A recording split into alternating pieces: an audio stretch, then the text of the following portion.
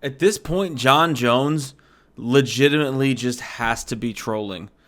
He is coming up with every excuse possible not to fight Tom Aspinall. I mean, look what he just said the other day here. Now, magically, I'm just gonna read a little bit of the quotes that I've gathered from him.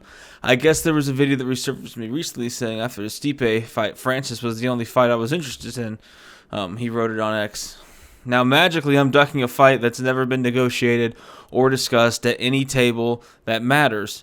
Sticking to my plans, Jon Jones jumps for no one. How many belts does one need? How many times do I have to break my own record? And listen, Jon, I understand what you're saying. You're the greatest of, probably the greatest of all time, according to a lot of people. You're number one on my list. But what is the point of holding up the heavyweight division if you're not going to defend the title of someone who is clearly next in line like Tom Aspinall? I don't understand the point of this. You're saying you want to build your legacy. You want to fight guys that only are going to enhance your legacy. That's why you want to fight Stipe. He's 42, by the way. That's why he wants to fight Alex Pereira, who's never really fought a wrestler, really was able to wrestle as good as anybody else. It makes absolutely no sense to hold up the heavyweight division just for your own ego. And Jon, I am tired of giving you the benefit of the doubt. I'm tired of defending you to everybody, saying that, oh, well, he's had problems, this and that. Your steroid, not even allegations, 3 times you've been popped for steroids? At least 2, at least 1 for sure.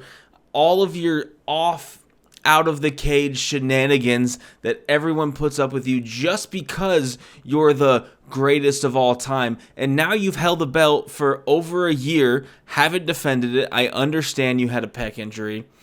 Now you have a guy in Tom Aspinall who's defended the interim heavyweight title, and you say he's done nothing.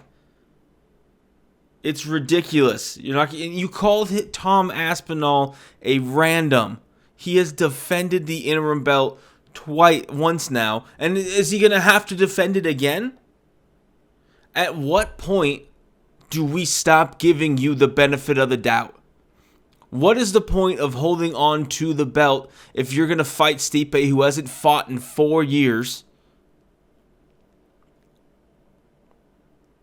I don't know what we're doing anymore at this point. I'm going to spend this whole video yelling, I guess. So you're going to fight Stipe. Let's say you beat Stipe next week. Great. So who are you going to fight next? Are you going to retire? If you're going to retire, fine. I understand you wanted to get this Stipe out of the way to be like, hey, I beat the most accomplished heavyweight in UFC history. Cool. But if you don't retire, you're saying you want to fight Alex Pereira. Are you going to have Alex go up to heavyweight and just ignore Tom Aspinall? And now Tom Aspinall is going to defend the interim heavyweight title again? Jon, no one even thinks you're the title holder. Everyone calls Tom Aspinall the champion.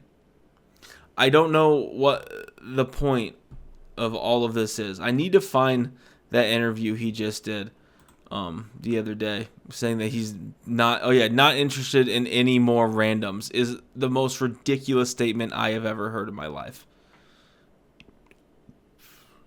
Yeah, I'm 37 years old now. I've kicked everyone's ass. My job is to finish strong and make an amazing movie to join Tom Brady, Floyd Mayweather, and all the other retired badasses. That would make sense if you weren't the heavyweight champion, Jon.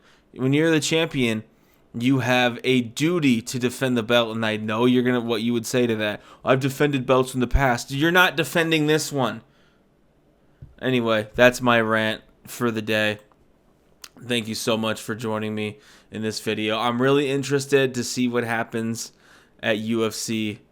What was it? 309, I believe, this weekend. So, no, not this weekend, but next week. So, we will see you in another video, and I appreciate everyone listening, tuning in to me screaming about this because it's been bothering me for weeks now. Make sure you like, subscribe, helps the channel immensely.